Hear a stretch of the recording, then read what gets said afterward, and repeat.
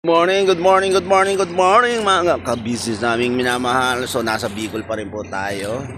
Pangatlong araw, pangapat na araw na stress. Pasensya na kayo. Yung upload ko kasi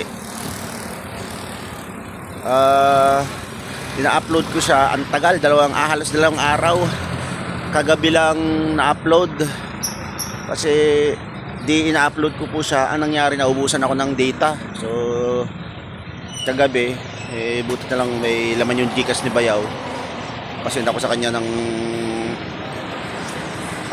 500 pang budget at saka pambigay ko kay Amaro at saka pan-load ko.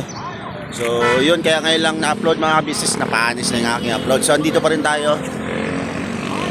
Tingnan nyo kung ano nasa likod ko. Hindi po nakikita. Ayan, ano ba yun? Ayan o. Mga business, baliktad ko lang yung ayan, Bulkang Mayon mga ka-business ang nasa, ayun, kita na, ito paano ba? Ayan, sige, paano ba? Yun, Bulkang Mayon yan mga ka-business namin minamahal. Kung makikita nyo po, nakalitaw siya ngayon, kitang-kita yung cone nya. Ayan siya, ito tayo, paano ba? Nakita. So, andito po kami lahat. Ang dami namin yan. Mga yan. Nag-aantay ng truck. Huling deliver namin kahapon ng tanghali. Tapos, yun, tukod na po kami. Pero, hawa ng Diyos, bayad naman po yung tukod namin dito.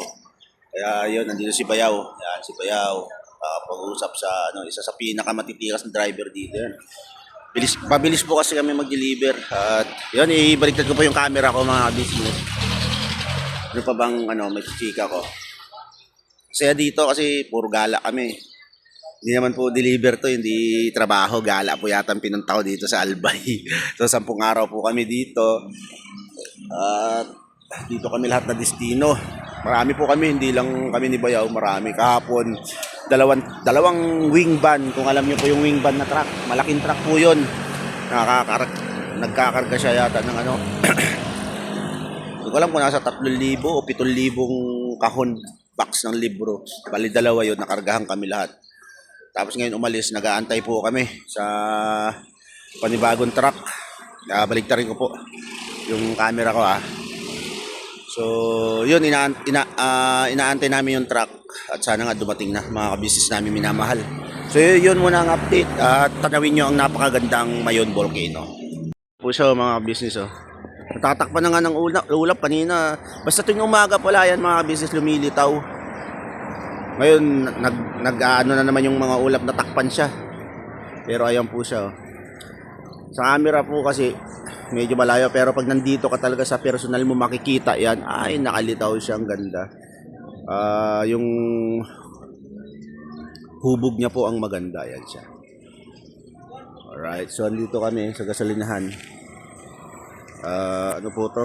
Kamalig, yes. Kamalig Albay po tayo. Alright. Yun mga business, dito sa pinaka-highway.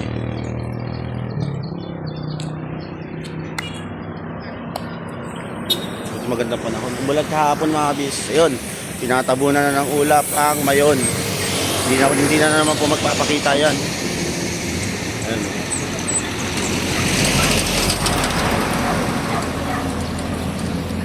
Sunrise. So yun mga business, dumating din yung truck. Kaso isang truck lang, sa sobrang dami namin, di namin alam kung makakargaan kami. Ayun pila, mula doon. Ayun pila. Ayan. Mula doon.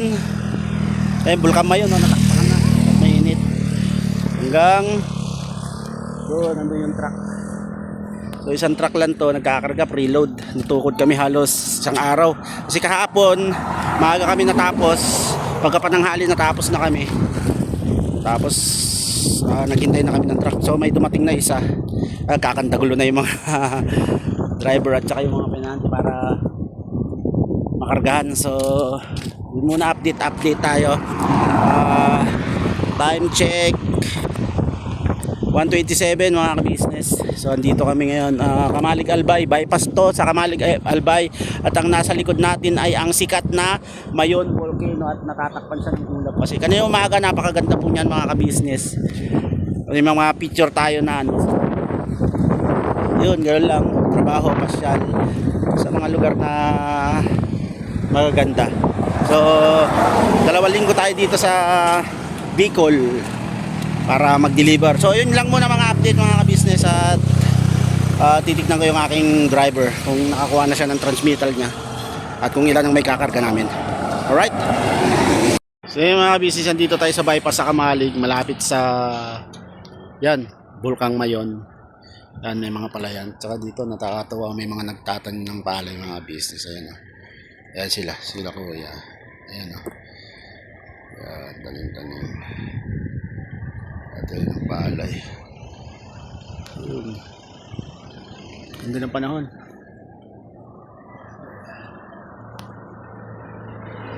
Ngayon, nakpad. So, nagkakarga sila doon. Ilang kami sa pila. Mga 3 na lang. Right, ayan, mahaba pa po yan. Ganda nakikita nyo yung mga kakargahan na yan.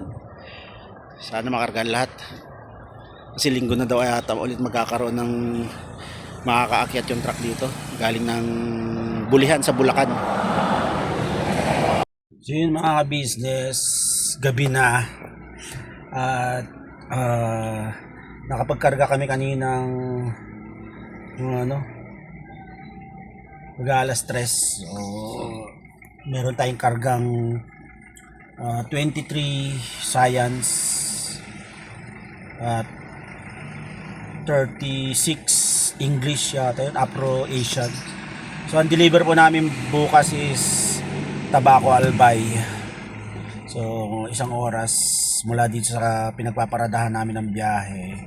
Natukod po kami itong maghapon simula kahapon ng tanghali hanggang kanina ng tanghali. So bayad naman po yung tukod namin na yun kasi syempre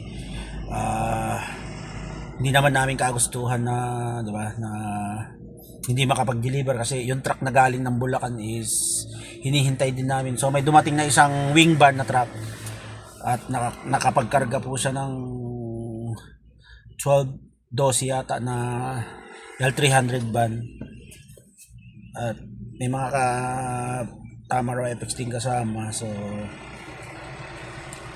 yun, ito lang naman ang update mga ka-business. Dito pa rin tayo sa Tabaco Albay nag-deliver. Dito ako sa sasakyan kasi nagcha-charge ako mga business. At buti na lang merong pag-chargeran dito sa aming sasakyan. Tapos din namin kumain ni Bayaw. So pahinga ngayon, tapos kinabukasan, bukas ng baaga lalarga na kami para i-deliver to. Tapos yun, di namin alam kung meron mga darating na truck bukas kasi yung isang truck na yun sa dami namin dito kulang. May mga iba nasa Ligaw nakapagkarga doon, kalat-kalat din po kasi at yung iba bukas pa yata mga kargahan kasi marami din yung hindi nakargahan mga kabis. Ganun talaga pag nandito kasi manggagaling sa warehouse sa Bulihan sa Bulacan yung mga librong i-deliver dito. Alam niyo man po sa probinsya kaya yung nagpapadala sila ng truck dito. Kumbaga nag-focus dito sa Albay para ma-deliveran lahat yung mga dapat deliveran ni school. At yun nga, at isa kami sa nakargahan ngayon at makapag-deliver tayo. So yun mga business, yun lang update. At yun, maraming salamat nga ulit kay Junjun at kay Bay for the first time of how many after 40 years na nakapag-views po ako ulit ng 3,000 3 plus na po yata yung views kasi nga sa pagpasyal na ni Bay at niya ni Junjun sa bahay. So napakalaking bagay no, at ganoon naman syempre ang tinuro sa amin nung nasa KB House kami na magkakalayo man ang bawat isa pero wag magkakalimutan. Even though hindi naman kami magkalayo ni Bay ng lugar kasi pareho kami, ay siya nasa Bulacan, ako nasa Candaba. yung lugar ko sa Candaba is malapit na, wala pang isang oras, nasa 40 minutes lang yata, 30 to 40 minutes lang ang biyahe nila, kaya kayang-kayang biyahihin. At ganun din siguro pag hindi na ako busy sa trabaho ko, eh syempre hindi lang si Bay ang gusto natin pasyalan, tapos bisitahan din natin ang business family. And yun ulit, salamat Bay Jun. At ang ganda ng views ko nung itong pagbisita nyo. Malaking tulong talaga yon kahit paano. Kung tutuusin na hindi ako makakasahod na tong buwan na to kasi nga hindi tayo umabot sa threshold. So,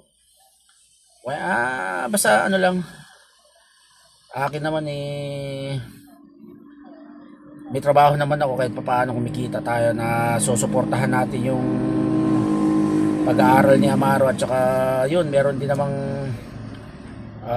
nagbibigay ng pambaon ni Amaro, yun nga si Ma'am Jo Hyde. Salamat mama sa inyong pagmamahal na every week nagpapabot kayo ng pambaon ni Amaro. Napakalaking bagay na po para sa akin. Ang iniisip ko na lang is yung mga karagdagang gastusin sa kanyang school or ano pa man. Tapos yun, siyempre yung gasolina sa motor na service na ginagamit ni Amaro. Kaya napakalaking bagay po yun Ma'am Jo Hides. Thank you very much. Mag-iingat po kayo palagi. So yun, hanggang dito na lang muna yung mga update sa pag-i-stay namin dito sa Albay para mag-deliver ng libro. Hindi ko alam kung may upload ko pa to or baka buti na naman 2 days, kasi nung nag-upload ako nakaraan, ang laking bawas sa data ko. Wala naman ako makitang piso wifi dito, at di din ako masyadong, kumbaga dito lang ako nag-i-stay, tas deliver lang, ganun lang. So sana umabot sa aking upload. At yun mga business, hanggang dito na lang tong video na to. Maraming salamat sa walang sawa yung suporta sa mga video ko, at sana tuloy-tuloy, at sana gumanda na yung views ko. At maraming salamat ulit syempre ka-business official, ka-business family, Papa Dids TV,